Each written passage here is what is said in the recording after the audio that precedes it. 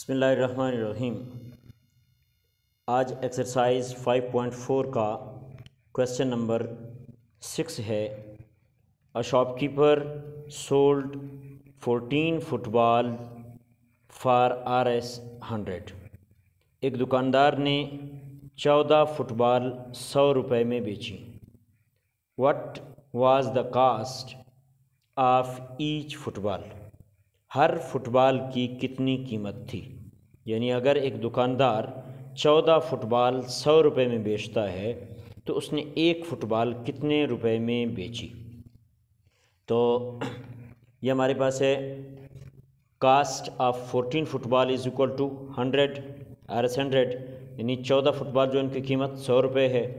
Cast of 1 football या cost of each football, हर football की कीमत क्या है 100 तक़सीम 14, 100 डिवाइडेड बाई 14।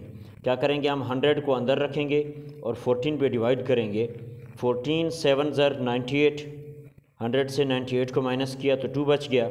अब 2 जो है 14 से छोटा है तो हम पॉइंट लगाएंगे और इधर 0 लगाएंगे, 20 बन जाएगा।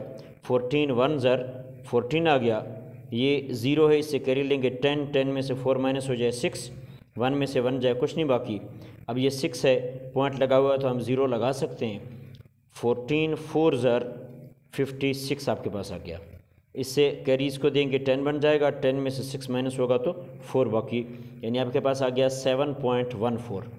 तो कास्ट ऑफ 1 फुटबॉल जो है वो क्या है 7.14।